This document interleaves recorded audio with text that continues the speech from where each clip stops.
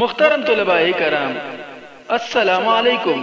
درسی نظامی course channel میں آپ سب کو خوش آمدید۔ اس چینل میں آپ کو ملیں گے ہر درسی کتاب کے مکمل دروس، تو جلدی کیجئے ہمارے چینل کو سبسکرائب کیجئے اور ساتھ میں گھنٹی کا بٹن بھی دبائیے تاکہ ہمارا ہر درس آپ کو بروقت ملے۔ اللہ تعالی ہم سب کو سننے، سمجھنے، عمل کرنے اور اخلاص کی توفیق عطا فرمائے، آمین یا رب العالمین۔ تو آئیے پڑھتے ہیں آج کا درس۔ نحمده ونصلي على رسوله الكريم، اما بعد فاعوذ بالله من الشیطان الرجیم، بسم اللہ الرحمن الرحیم۔ محترم طلباء کرام، پچھلے درس میں ہم نے مرکب توصیفی اور معطوف علیہ کا استعمال سیکھ لیا تھا۔ امید ہے آپ نے سمجھ لیا ہوگا۔ آج کے درس میں ہم انشاءاللہ درس کا بقیہ حصہ پڑھیں گے۔ تھوڑا حصہ رہتا تھا تو آج انشاءاللہ بقیہ حصہ پڑھیں گے۔ تو آئیے درس کا آغاز کرتے ہیں۔ حل الجمل حیوان کبیر۔ حل جو ہے یہ حرف استفہام ہے، اور یہاں پر جو زیر آپ کو نظر آ رہی ہے تو یہ اس وجہ سے ہے کہ جب دو ساکن ایک ساتھ آئے، یہاں پر لام بھی ساکن ہے اور الجمل اس کا لام بھی ساکن ہے، الف کے بعد جو لام ہے وہ بھی ساکن ہے۔ اور قاعدہ یہ ہے کہ جب دو ساکن ایک ساتھ آئے تو پہلے والے ساکن کو زیر دے کر آگے والے ساکن کے ساتھ ملا دیتے ہیں۔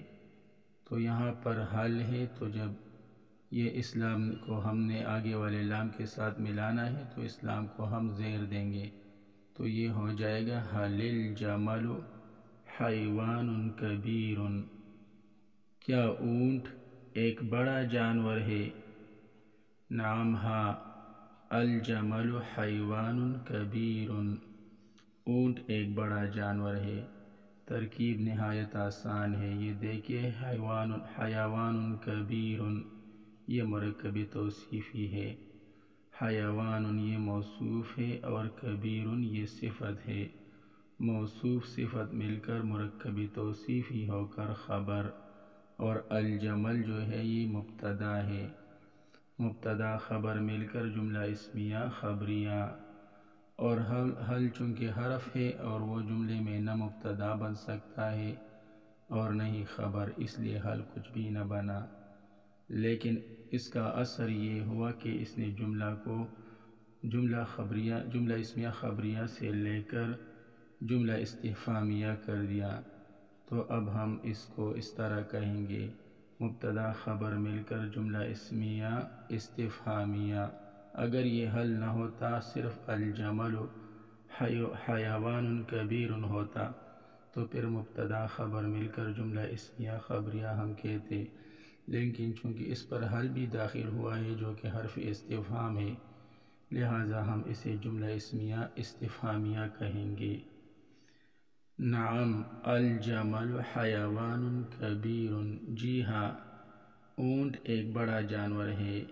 الجمل یہ مبتدا ہے، حیوان کبیر یہ خبر ہے، مرکب توصیفی ہو کر خبر ہے۔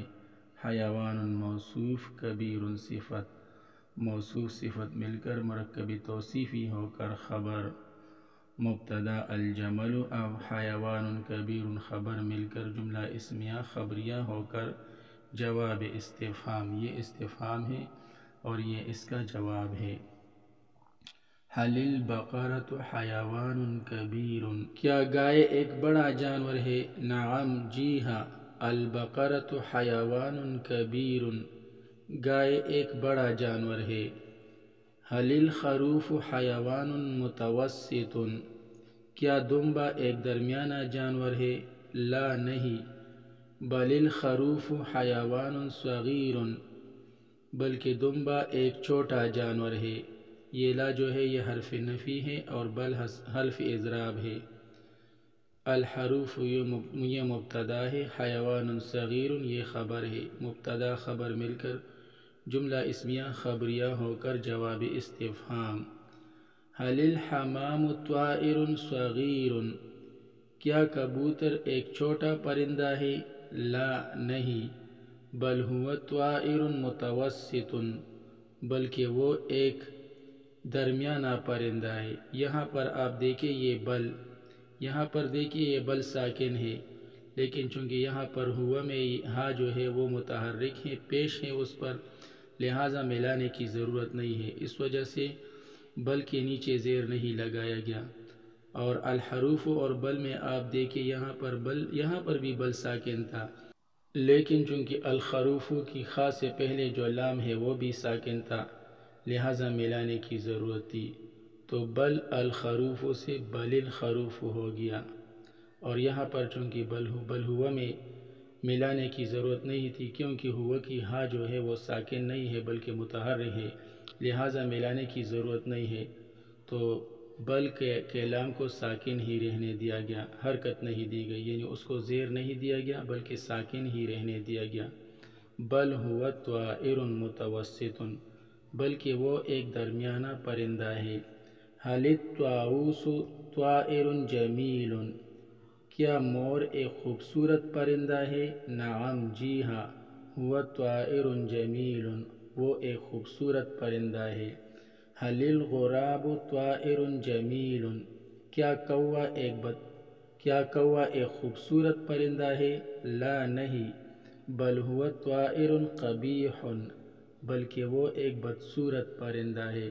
یہاں پر بھی آپ دیکھیے حل الغراب میں الغراب کی غین جو ہے اس سے پہلے جو لام ہے وہ ساکن ہے، اور حل کا لام بھی ساکن تھا، لہٰذا ملانے کی ضرورت تھی، تو اس کو جب ہم نے ملایا تو حل الغراب سے حل الغراب سے حل الغراب ہو گیا۔ اور یہاں پر بل ہوا میں چونکہ ملانے کی ضرورت نہیں تھی، لہٰذا بل کے لام کو ساکن ہی رہنے دیا گیا۔ بل هو طائر قبیح، بلکہ وہ ایک بدصورت پرندہ ہے۔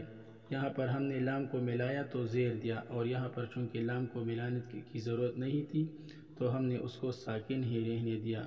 تو اس قاعدہ کو آپ خوب یاد کیجئے، انشاءاللہ بہت فائدہ ہوگا کہ جب کسی ساکن کو ما بعد کے ساتھ ملانا ہو تو اس کو زیر کی حرکت دی جاتی ہے۔ اس قاعدہ کو خوب یاد رکھیے، انشاءاللہ بہت فائدہ ہوگا۔